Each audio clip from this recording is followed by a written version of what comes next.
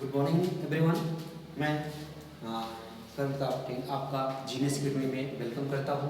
आज आप सीखेंगे बेसिक चीज़ें जिसमें हम भिन्न और दशमलव संख्याओं के बारे में सीखेंगे।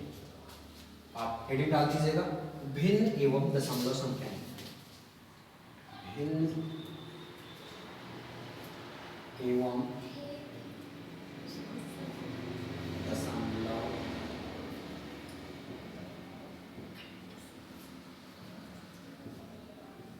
संख्याएं, फ्रैक्शन एंड डेसिमल नंबर्स।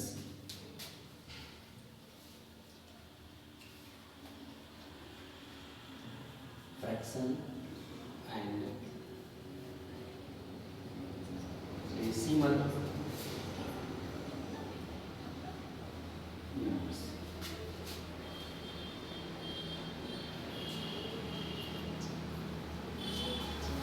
भिन्न क्या होती है? जो P बटे Q के रूप में होता है, जो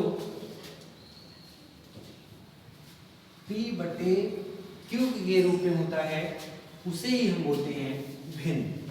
Q बराबर नहीं होना चाहिए 0। ठीक, तो जो चीजें परमेय, एक तरह से हम कहें कि परमेय संख्याएं जो होती हैं वो हमारी भिन्न होती है। ठीक है, तो आप भिन्न में जोड़, घटाना, गुणा, भाग, ठीक, भिन्न के प्रकार क्या है, ठीक, कितने प्रकार की भिन्न होती हैं, वो सारी चीजों को आप सीखोगे। ठीक है, चलो देखिए, जैसे हमने लिखा, हमने एक वृत्त बनाया, एक गोला। ठीक है, इस गोले को जैसे समझे कि हमारा जो गोला होता है गेंद, ठीक, इसका हमने 4 खंड कर दिया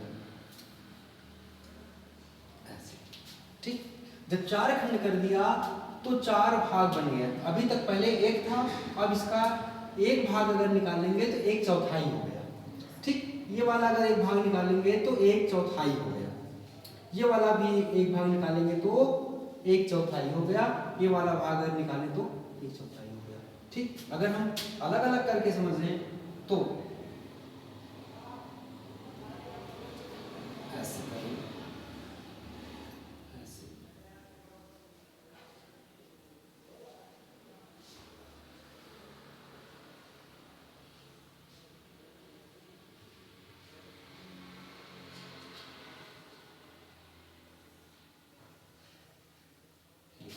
4 अलग अलग खंड में बट गए। ठीक, एक खंड हमारा ये हो गया, मान लो एक खंड की जरूरत है, ठीक, एक रोटी है, एक खंड की ही जरूरत है, हमने क्या किया, इतना हमको चाहिए। ठीक है, 1/4 हो जाएगा, क्योंकि ओवरऑल जो हमारा गोला है वो एक होता है। ठीक, जब इसको हमने 4 खंडों में बांट दिया तो 1 2 3 4, चेक करें क्या वास्तव में एक है या नहीं है। तो हम क्या करें, चारों को जोड़ लें, इसको 1/4 1/4 1/4 प्लस 1/4।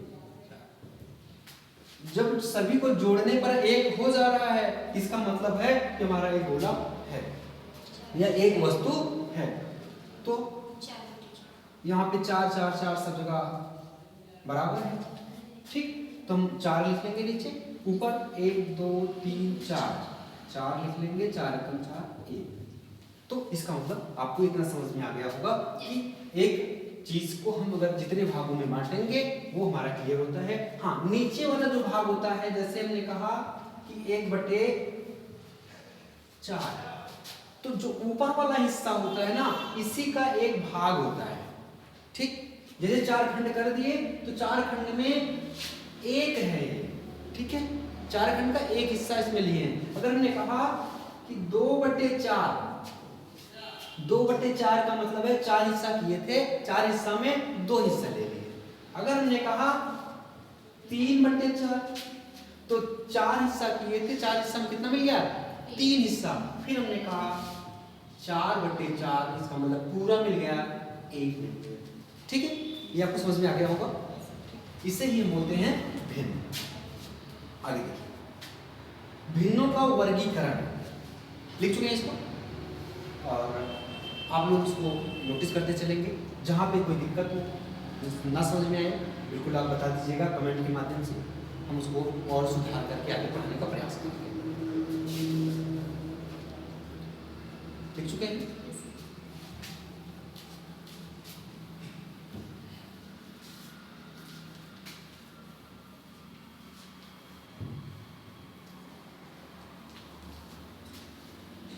अगली हेडिंग हो जाएगी भिन्नों का वर्गीकरण। भिन्नों का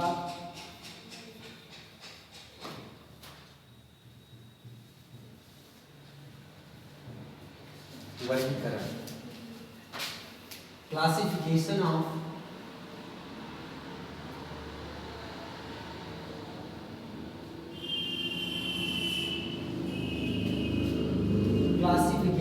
फ्रैक्शन।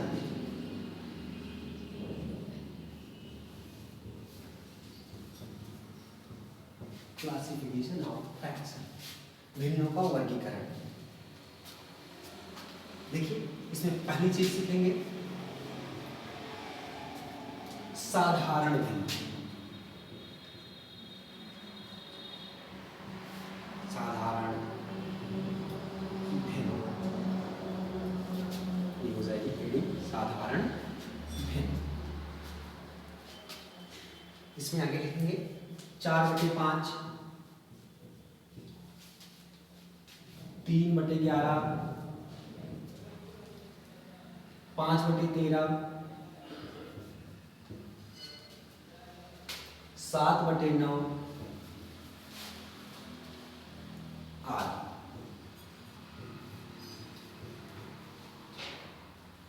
जैसे आदि भिन्नों को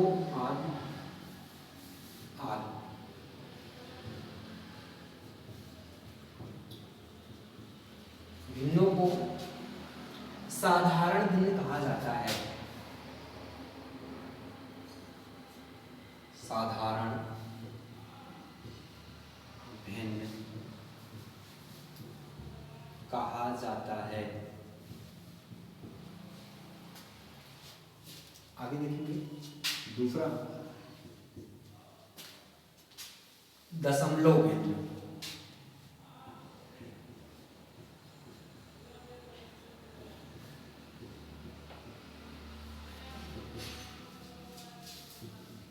दशमलव भिन्न, इसमें देखेंगे जिस भिन्न का हर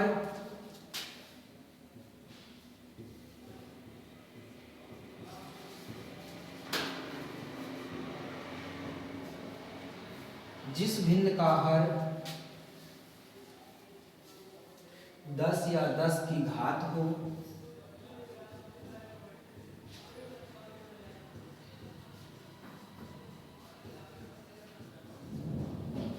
जिस भिन्न का हर 10 या 10 की घात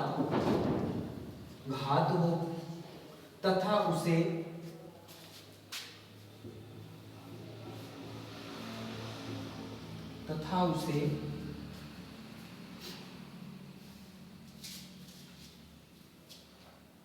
दशमलव पद्धति में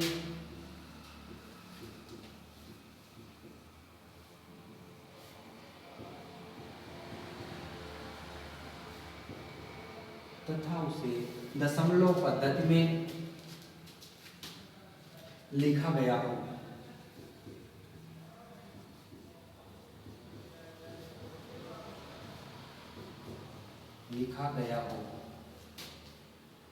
तो वह दशमलव भिन्न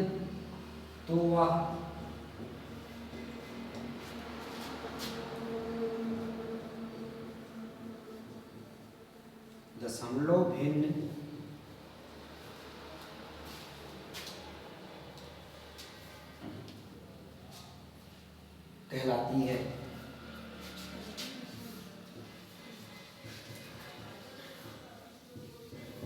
तो वह दशमलव भिन्न कहलाती है। थोड़ा सा इंग्लिश से लिखते चलेंगे।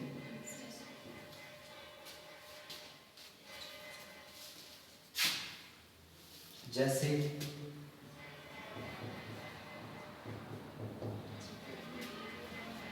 3/10, 41/10, बटे 100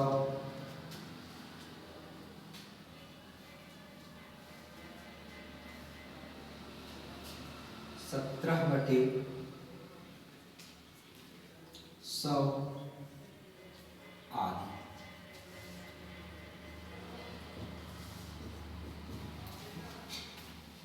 तो आपने देख लिया कि साधारण भिन्न की बात करेंगे, सिंपल सा 4/5, 3/11, 5/13, 7/9 आदि भिन्नों को साधारण भिन्न में कहेंगे। हम एक तरह से कहेंगे जो p/q के रूप में दिख रहा है ना। दशमलव भिन्न की बात करें, इसमें आपको समझना पड़ेगा कि क्या होता है। देखिए, जिस भिन्न का हर, अब यहाँ पे एक शब्द आया हर 10 या 10 की घात। 10 या 10 की घात का मतलब पहले तो ये जानना जरूरी है कि हर क्या होता है, अंश क्या होता है। जैसे मैंने लिखा 12/100, तो जो ऊपर वाली संख्या है उसे बोलते हैं अंश, नीचे वाली संख्या को बोलते हैं। तब आप यहां से क्लियर होता है जिस भिन्न का हर का मतलब है कि नीचे वाली संख्या के बारे में बात किया जा रहा है। 10 हो मतलब 12/10, 10 हो या 10 की घात हो। यहाँ शब्द है घात। घात का मतलब किसी संख्या के ऊपर जब घात लग जाता है तो वह संख्या उतनी बार गुणा हो जाती है। जैसे हम बात करें यहाँ पे 10 की घाते 2, इसका मतलब होता है 10 गुणे 10, तो आ जाएगा कितना, 10 दाम 100 आ जाएगा। ठीक, अगर हम बात करें वो और ऊपर लिख देते हैं, हो सकता है ना आ रहा हो, आप लोग स्क्रीनशॉट ले लेंगे और आप लोग लिख लेंगे। इसको लिखने का प्रयास करेंगे, जितना ज़्यादा लिखेंगे उतना बेहतर होगा, क्योंकि मैथ माने लिखना। ठीक, चलो यहाँ पर 10 की घाते 2 मतलब 10 गुणे 10 बराबर 100। गुणा आपको बेसिक रूप से आता ही है। ठीक, फिर हमने कहा 10 की घाते 3, इसका मतलब 10 गुणे 10 गुणे 10, 1 2 3 जीरो। अगर हमने कहा 10 की घाते 4, तो आप यहाँ पे समझ जाएंगे कि कितने जीरो लगने चाहिए, 4। चाहे वैसे करके गुणा कर लो, 10 गुणे 10 गुणे 10 बराबर 4 जीरो लगना चाहिए, 1 2 3 4। तो अब यहाँ पे हम चाहे 5 गुणा करें या ना करें, हम घात के आधार पे जान जाएंगे कि कितने जीरो होंगे। अगर यहाँ पे मान लो 5 है तो इसका मतलब 10 की घात 5 बार गुणा करना है, इसी वजह से हम 5 जीरो लगा दें। ठीक, अगर 10 की घात 6 है तो 6 जीरो लगा दें। ठीक है, तो आपको समझ में आ गया घात जो बात की जा रही थी, तथा वो दशमलव पद्धति में लिखा गया हो तो क्या है, एक बार देख लेंगे इसको। ठीक है, भिन्न, जिस भिन्न का हर 10 या 10 की घात हो तथा उसे दशमलव पद्धति में लिखा गया हो तो वह दशमलव भिन्न कहलाएगी। ठीक, ये दशमलव भिन्न है। अब यहाँ पे दशमलव शब्द आ रहा है, ठीक, दशमलव से क्या लेना देना है, ये चीज देखो।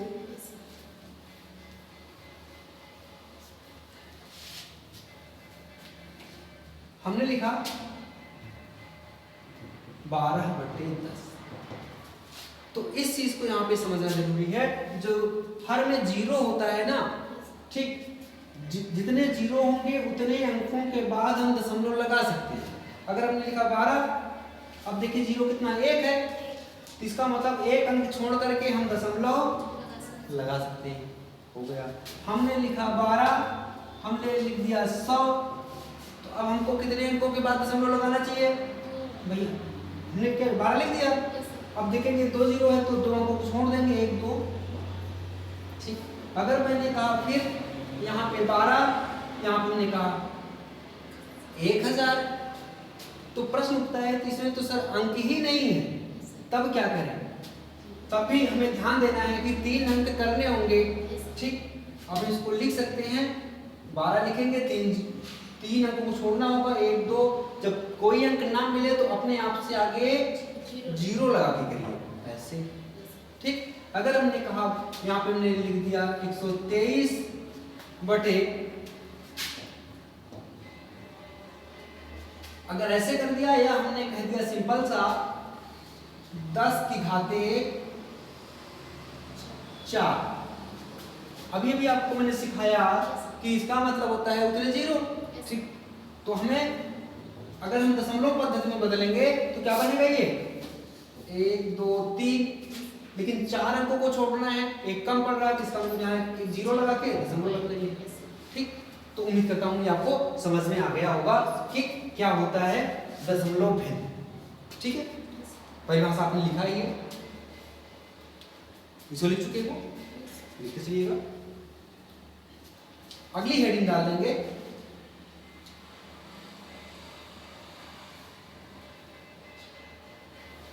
बीजगणितीय भिन्न।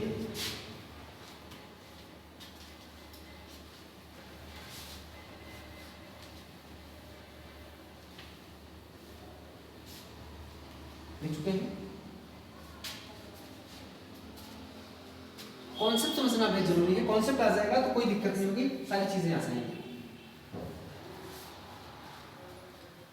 अगली मीटिंग हो जाएगी बीजगणितीय भिन्न।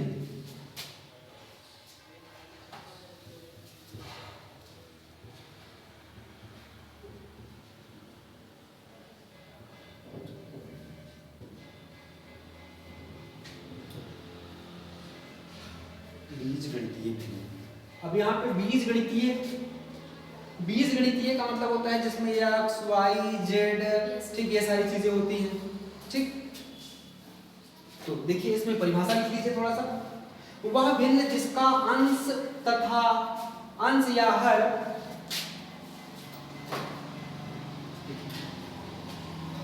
वह भिन्न जिसका अंश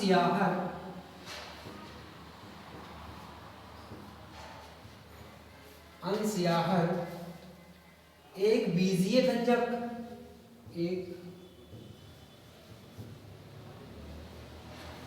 बीजीय व्यंजक, बीजीय व्यंजक हो, बीजीय व्यंजक हो या दोनों ही बीजीय व्यंजक हो, या दोनों ही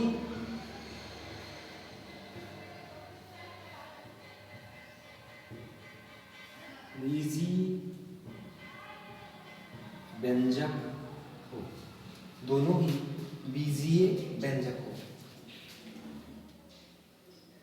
बीजगणितीय भिन्न कहलाती है। बीजगणितीय लिखते चलेंगे थोड़ा तीव्र से, बीजगणितीय भिन्न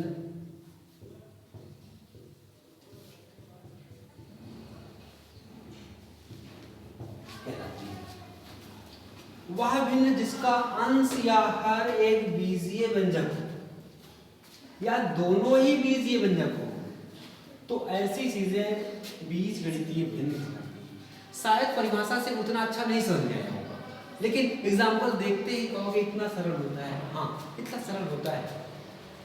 वह भिन्न जिसका अंश और हर बीजीय व्यंजक हो, या तो अंश या हर दोनों में से एक बीजीय व्यंजक हो। बीजीय व्यंजक मैंने जैसे बताया कि x y z a b c d, ठीक, तो यही सारी चीजें जो मिलके आती हैं, जिसमें चर आता है, अचर आता है, ठीक, वो सारी चीजें। ठीक, अब मैंने चर और अचर बोल दिया तो शायद समस्या हो जाएगी, तो चर क्या होता है, अचर क्या होता है, ठीक, इसके लिए कंफ्यूजन ना होइए, आगे सिखाएंगे चर क्या होता है, अचर क्या होता है, ठीक, क्या महत्वपूर्ण होता है। लेकिन बस इतना जानो, इतना तो जान ही सकते हो कि A B C D X Y Z जो होता है वो हमारा क्या हो जाएगा, या तो अंश में होगा या तो हर में होगा। ये समझ में आ गया होगा आसानी से। चलो लिख लेंगे इसको 5/x प्लस वाई। अगर आपने देख लिया तो क्या आप जान जाओगे कि बीजीय व्यंजक है कि नहीं है, क्योंकि भाई इसमें एक्स वाई आ गया, अभी तक नहीं आ रहा था, इसमें आ गया, हो गया, तो क्या हो गया, बीजीय भिन्न, बीजगणितीय भिन्न। ठीक, दूसरा देखिए, देख करके आप पहचानिए 4x - 3x upon x plus Y. कौन सा भिन्न होगा ये, बीजगणितीय भिन्न होगा, क्योंकि इसमें क्या है, मैंने बताया ABCD का अक्षर मिल जाएगा। ठीक, ठीक, एक्स वाई मिल रहा है, ये सब मिल रहा है ना। फिर हमने अगर लिख दिया आगे 2x बटे X square plus Y square.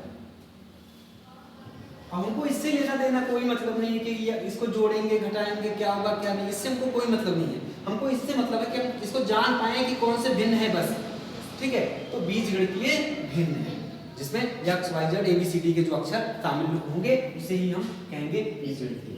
और जहाँ पे जिसको न समझ में, यहाँ पे बिल्कुल खड़े होकर बोल देना है, सर को यहाँ पे नहीं है, दोबारा मैं पढ़ा दूंगा, ठीक। टेंशन मत लेना कि अपने वीडियो बन रहा है तो हम पूछ नहीं सकते हैं, आप बिल्कुल पूछ सकते हो, बिंदास पूछ सकते हो, आपके लिए एकदम कहीं भी कोई दिक्कत है दोबारा तिबारा जितनी बार आपको नहीं है उतनी बार पूछ सकते हो, ठीक है। क्लियर इतना? आगे अगली हेडिंग डाल देंगे भिन्नों की तुलना। इसको मिटा देते हैं।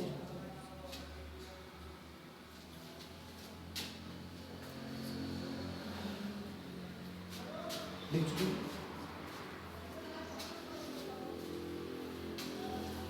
और भिन्न बहुत महत्वपूर्ण चीजें हैं, आपको आगे जब आप सवाल लगाएंगे तो वहां पे बहुत काम करेगा। हेडिंग हो जाएगी भिन्नों की तुलना।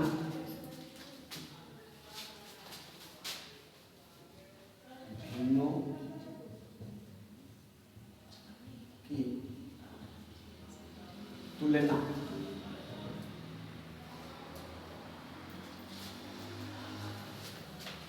इंग्लिश अगर बात करें फ्रैक्शंस,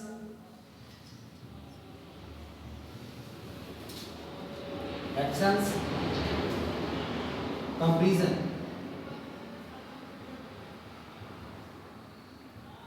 कंपैरिजन, फ्रैक्शन कंपैरिजन, भिन्नों की तुलना।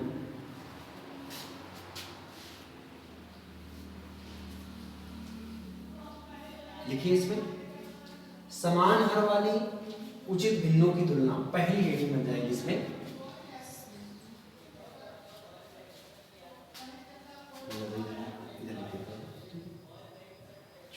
पहली हेडिंग हो जाएगी समान हर वाली,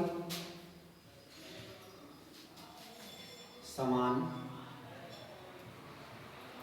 हर वाली, समान हर वाली उचित भिन्नों की तुलना, उचित भिन्नों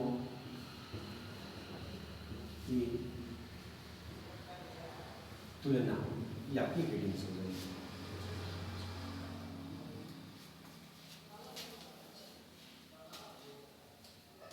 समान हर वाली उचित भिन्नों की तुलना।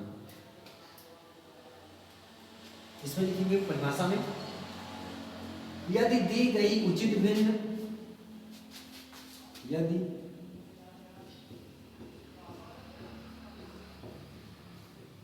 दी गई उचित भिन्न, दी गई उचित भिन्नों के हर समान हो, हर समान हो, तो ऐसी भिन्न, तो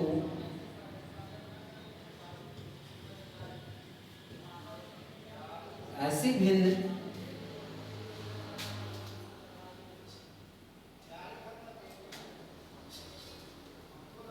यदि दी गई उचित भिन्नों के हर समान हो तो ऐसी भिन्न जिसका अंश सबसे बड़ा है, ऐसी भिन्न जिसका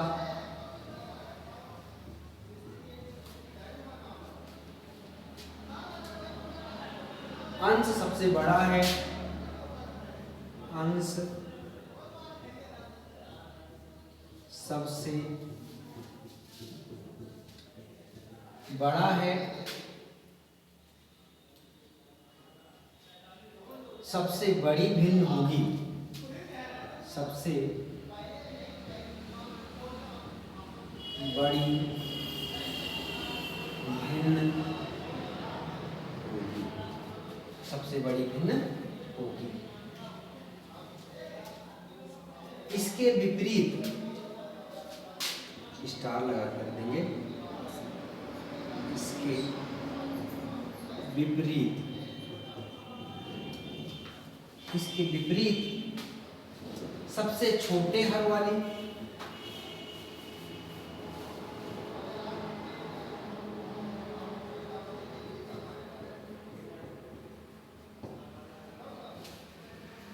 सबसे छोटे हर वाली भिन्न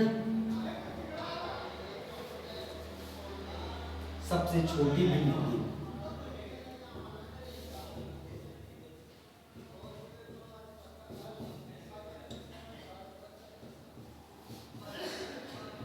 सबसे छोटी भिन्न होगी।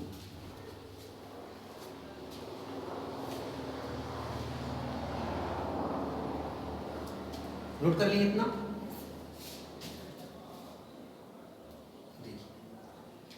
जैसे जैसे ये लिखा गया है वैसे इनको समझना है। समान हर वाली उचित भिन्नों की तुलना, उचित भिन्नों की तुलना, तो यदि दी गई उचित भिन्नों के हर समान हो, समान का मतलब हर जगह वही अंक आ जाए, समान हो। जैसे रख लेते हैं एग्जांपल में 1/5, 1/5, 7/5, 3/5, 4/5। फिर से आ जाएंगे हम इस लाइन पे, परिभाषा पे। यदि दी गई उचित भिन्नों के हर मतलब नीचे वाला जो ऑप्शन है, ठीक, हर समान हो, हाँ सही है, समान सब है, यहाँ भी 5 है, यहाँ भी 5 है, यहाँ भी 5 है, यहाँ भी 5 है, हर समान हो तो ऐसी भिन्न जिसका अंश माने ऊपर वाली संख्या, ठीक, अंश सबसे बड़ा है। इस लाइन में देखिए तो सबसे बड़ा अंश किसका है? 7/5 सबसे बड़ा है, सबसे बड़ी भिन्न होगी। तो इसमें से सबसे बड़ी भिन्न कौन होगी? 7/5। तो सबसे बड़ी भिन्न, सबसे बड़ी भिन्न 7/5। अब ऐसे ही जिस तरह से सवाल रहेगा उसमें हम देख लेंगे ना कि अंश किसमें बड़ा है। ये नहीं कि 7/5 से याद कर लो सब जगह नहीं रहेगा। जैसा माहौल रहेगा उसी के अनुसार जो बड़ी संख्या होगी वही हमारा हो जाएगा, ठीक। तो सबसे बड़ी भिन्न क्या बन गई? 7/5। ये आपको समझ में आ गया। अंश सबसे बड़ा है तो सबसे बड़ी भिन्न होगी। इसके विपरीत, विपरीत का मतलब उल्टा, इसके अपोजिट, इसके उल्टा, ठीक। सबसे छोटे हर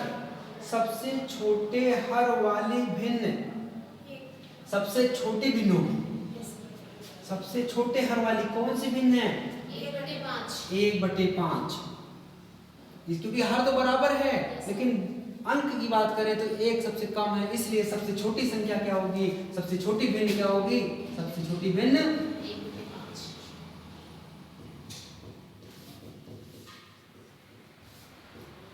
1/5 होगी। तो आपको समझ में आ गया समान हर वाली उचित भिन्नों की तुलना करके दिखाती है ना इन दोनों के बीच में कि कौन बड़ी है कौन छोटी है, ठीक। अगली हेडिंग हो जाएगी असमान हर वाली उचित भिन्नों की तुलना। वीडियो बहुत बड़ा तो नहीं बन रहा है, लगभग कितने मिनट तक पहुंच चुका है? हमें लगता है शायद आधे घंटे हो चुके हैं, ठीक है। चलो 10 मिनट और प्रयास कर लेते हैं, ठीक, 10 मिनट, क्योंकि ये थोड़ा सा बड़ा है, ठीक। तो कोशिश होगी कि 10 मिनट 5 मिनट में और समाप्त करने का प्रयास करेंगे, क्योंकि जिससे याद भी हो जाए आप लोग को, ठीक है। मिटा दें इसको।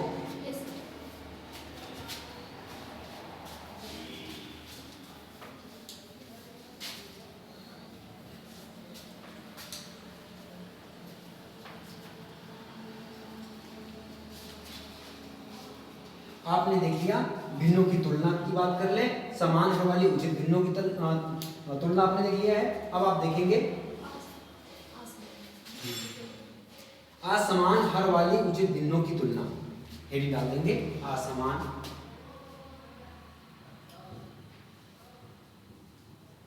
असमान हर वाली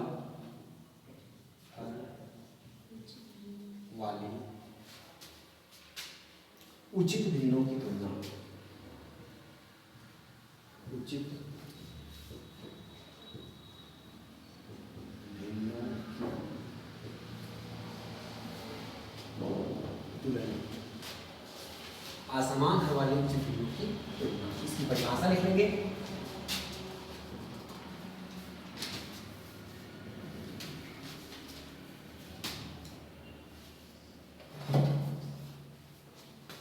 देखिए इसमें, यदि दी गई भिन्नों के अंश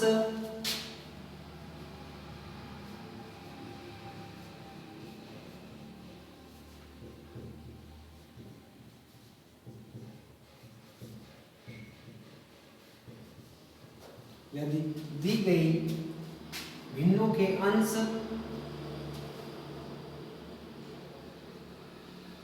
समान हो,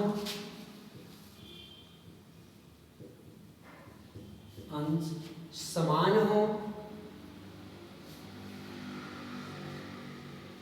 तथा हर भिन्न हो, हर भिन्न हो तो छोटे हर वाली, तो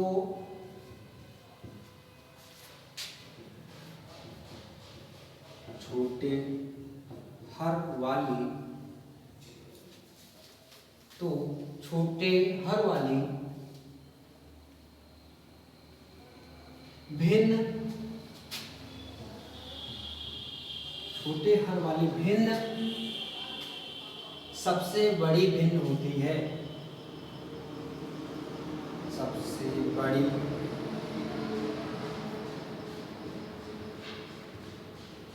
भिन्न होती है, सबसे बड़ी भिन्न होती है। और सबसे बड़े हर वाली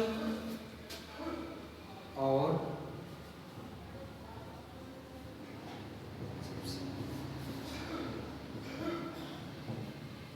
सबसे बड़े हर वाली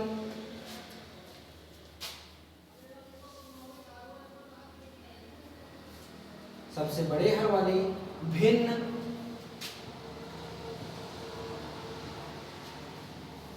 सबसे छोटी भिन्न, सबसे छोटी भिन्न। इसको एग्जाम्पल के अंतर्गत समझने का प्रयास करेंगे। जैसे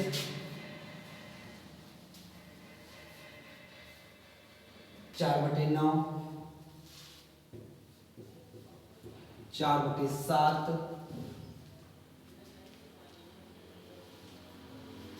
4/5 और 4/9। अब इसमें ध्यान देना है कि कौन सी बड़ी है कौन सी छोटी है। इसमें लिख देते हैं, उसके बाद आपको समझा देते हैं। सबसे छोटी भिन्न,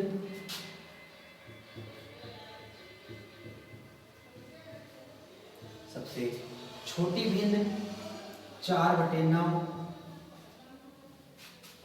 तथा सबसे बड़ी भिन्न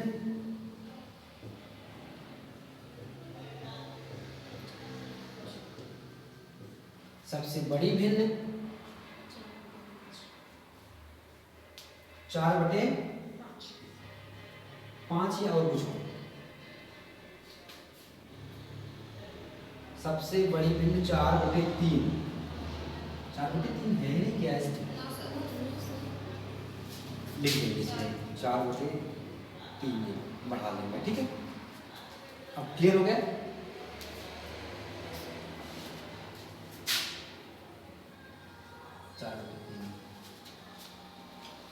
हालांकि इसको लिख लो, इस बार हम समझा देते हैं कि कैसे कैसे क्या चीजें हैं।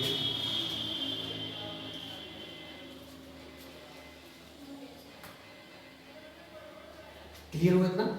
देखिए, असमान हर वाली उचित भिन्न की तुलना, जो हर होगा असमान होगा, मतलब निश्चित नहीं होगा कि कितना है।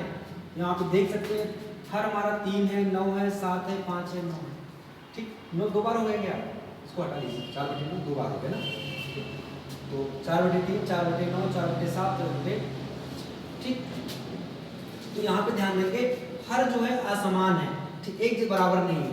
तो यदि दी गई भिन्नों के अंश समान हो, अंश तो सब में समान है, 4 4 4, ठीक, तथा हर भिन्न हो, भिन्न मतलब अलग अलग हो, तो छोटे हर वाली भिन्न सबसे बड़ी भिन्न होती है। छोटे हर वाली भिन्न, छोटे हर वाली भिन्न कौन सी बनेगी?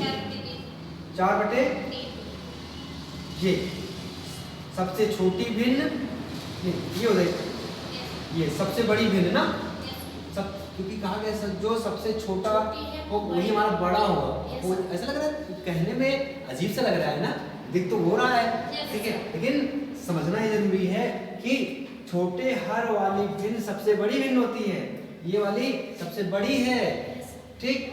और सबसे बड़े हर, सबसे बड़ा हर कौन सा है भाई? 9, ठीक, जिसमें 9 है, तो सबसे बड़े हर वाली भिन्न सबसे छोटी होगी। तो सबसे छोटी कौन सी हो जाएगी हमारी? ये 4/9। क्लियर इतना? ठीक, तो आज की क्लास यहाँ पे समाप्त कर देंगे और उम्मीद करता हूँ कि आपको समझ में आया होगा। थोड़ा सा एक बार विश्लेषण कर लेते हैं फास्ट में कि हमने आज क्या क्या पढ़ाया आपको, ठीक है। आप पीछे से अपनी फेयर नोट्स जो ओपन करेंगे, देखते चलेंगे, मिलाते चलेंगे, कहाँ कहाँ पे क्या क्या आपने सीखा है, ठीक। फास्ट में रिवीजन हो जाएगा। मेरा पूरा प्रयास होगा कि मैं लगातार वीडियो बनाऊं और बेसिक्स से लेकर के बनाऊंगा, ठीक। बेसिक्स में ऐसे चलेगी। देखिए, भिन्न एवं दशमलव संख्याएं, ठीक।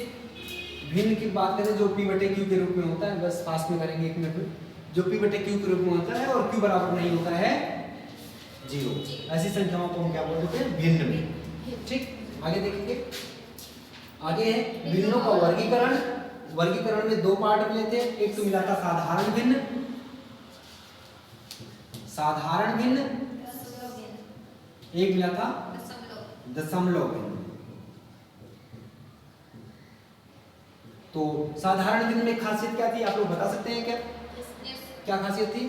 4/5, 3/11, 5/13, 7/9।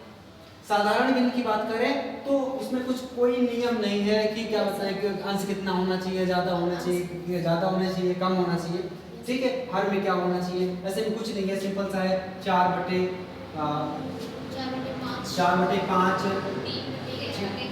3/11, 5/13, है ना। तो इसमें कोई नियम नहीं बताया गया कि जो ऐसे बटे सही में हो वो ज्यादा साधारण भिन्न है, ठीक है।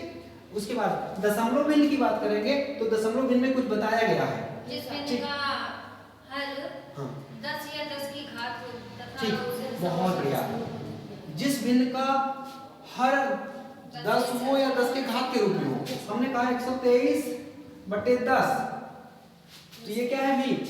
दशमलव भिन्न में। क्यों? क्योंकि हम इसको बदलना चाहेंगे तो 1 2 3 जितने 0 होते हैं उतने अंक को छोड़ कर दशमलव लगा देंगे, ठीक। दशमलव बदला जा सकता है। अगर हम करें यहाँ पे 565/1000 या 100 ही कर लेते हैं, सिंपल सा 100 कर दें तो इसे भिन्न में बदला जा सकता है। क्या बनेगा इसके? 5.65, ठीक। तो साधारण भिन्न क्लियर, दशमलव भिन्न क्लियर। उसके बाद अगली हेडिंग क्या थी? बीजगणितीय रूप।